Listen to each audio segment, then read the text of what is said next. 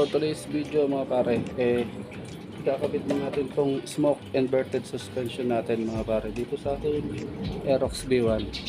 So ano nga to, adjustable shock absorber mga pare, so hindi siya totally fully adjustable.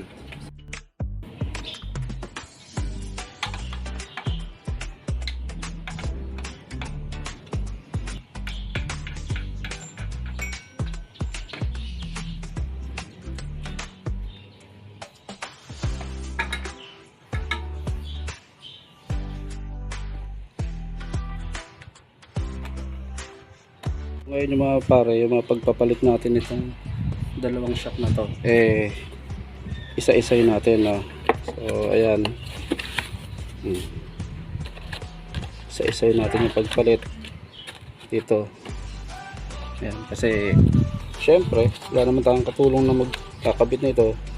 Ngayon lang naman din tayo magpapalit after 8 years tong stock na shock natin. So yun, gawin natin mag-isa.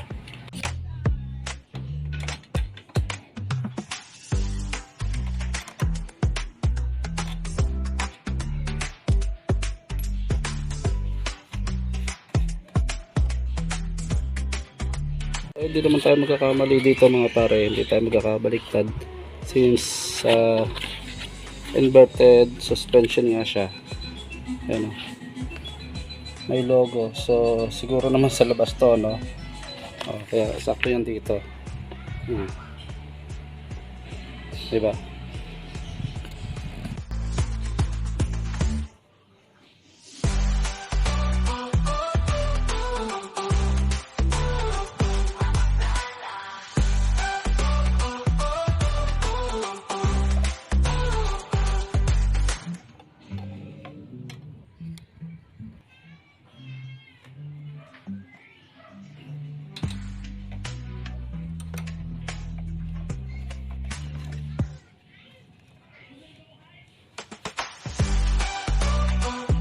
Nga pala no mga pare, meron akong hindi napakita sa inyo kanina tungkol do sa yun nga, sa bushing to.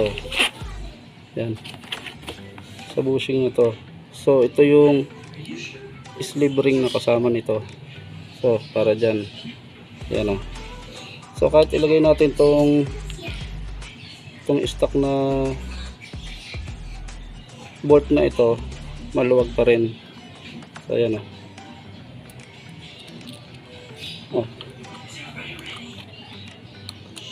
Maluwag, kalog-kalog yan, hindi pwede yung ganyan. So ngayon yung naging diskarte natin dito mga pare, yung isa doon sa shock, tinanggal natin to. Yan o, yung bushing doon, ayan natin na pareho siya, tinanggal natin. Ngayon ginawa natin itong stock bushing nito, ito sa stock shock natin, nilipat natin dito.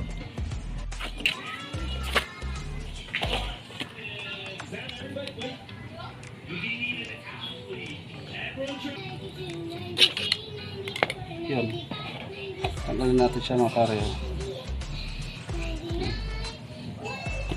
So ngayon itong stock ngayon tatanggalin natin para makasya natin doon.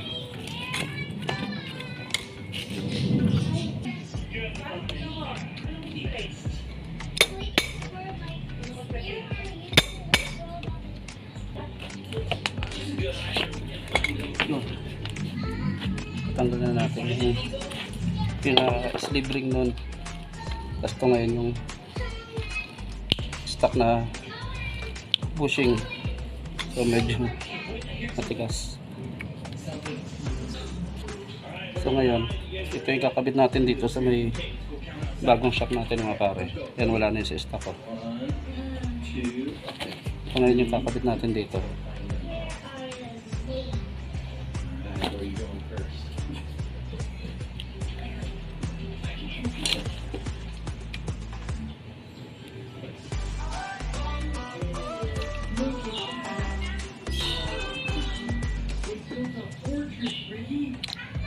Yun. See? So wala na siyang play. Hindi na natin kailangan ilagay yung sleeve ring na to. Ano? Sige, kabit na ulit natin to.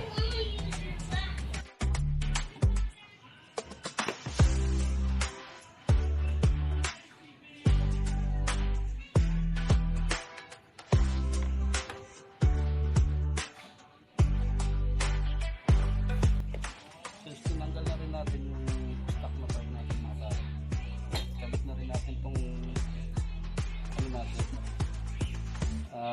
aftermarket na part o